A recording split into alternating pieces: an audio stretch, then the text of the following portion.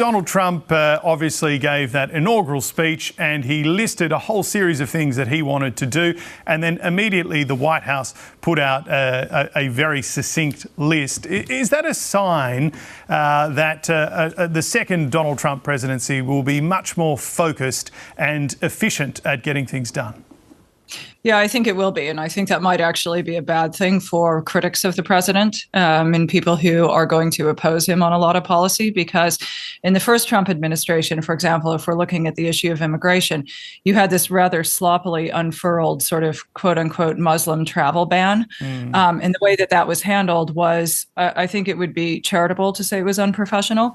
It was very badly done. And that made it very susceptible to immediate shutdown in the courts. I think this time you're going to see things being handled very differently. There will be tons of legal challenges on various things that he will do. Immigration looks like it's the stuff that's occupying prime position today, but there will be other things.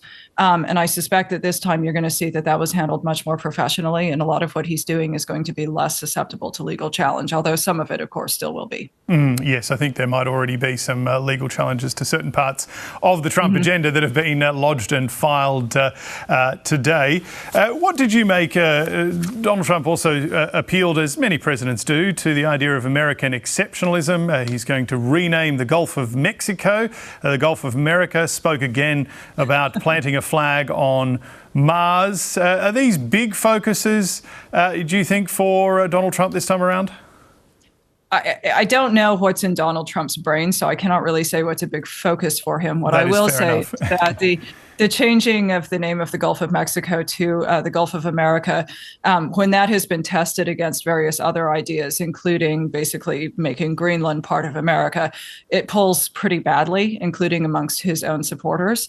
So, I don't know if he will make that a focus. I would suggest to him, if I were advising him, which I'm not, that perhaps he focuses energies on moving the needle on things he feels strongly about that his base also supports him on. And ideally, where you have 50% plus one of Americans also supporting him on that. That's probably not going to be the renaming of the Gulf of Mexico. It's probably going to be a huge number of other things that he's looking at today. There's going to be a lot of discussion where we are in Australia about what this means for us and tariffs and things like that. Are you at all surprised that there hasn't been an announcement immediately of tariffs on certain countries? That's one thing that is missing. I am a little bit surprised by that, but I will also say, I mean, the prime mover and shaker from a policy standpoint within this administration is going to be Stephen Miller. And while Stephen Miller is concerned about tariffs and he is a pro-tariff guy, tariffs are way far behind in second place, behind the top issue of immigration for him. So I think if you look at where the administration is focused today, it's not terribly surprising that you see immigration really sort of right up front and many, many things being done and proposed on that front, first and foremost. We'll see what happens on tariffs. I mean, personally, free trade has always been my number one voting issue. It's an area where I've been at loggerheads with Trump for many, many years, and I think he's just dead wrong about it. I also think it's very unlikely. A lot of people who have been sort of holding their fire and hoping that he won't go sort of big and bold on tariffs, I think those people are going to be seriously disappointed, even if they're not disappointed right this second. Yes, immigration, energy, there's a whole range of other issues around fighting the woke agenda that are in this list of ideas. We didn't hear a lot about foreign policy either. Now that there's a ceasefire between Israel and Hamas, where will Donald Trump's attention turn to? Do you think it's going to be China as the main focus, or will he also be looking at Ukraine? I think he said he could solve that very, very quickly, the Russian invasion there. Well, I think Trump has always had a major concern about China. China has always been a bugbear to him, for him more than virtually anybody else that I can think of in American public life.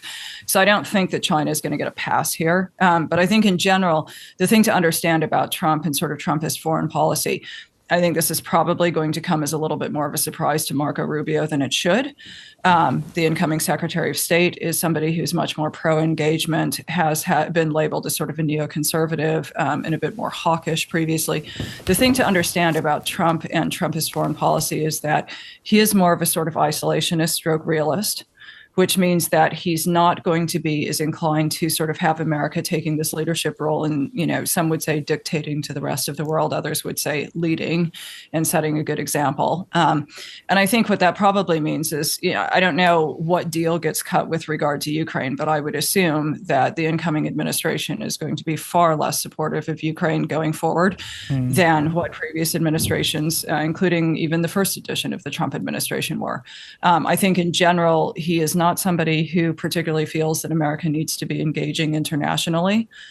He is more sort of, as he says, he's very focused on America first, make America great again. He is much more focused on domestic policy, improving, as he would see it, the lot of American citizens, not necessarily improving the lot of global citizens.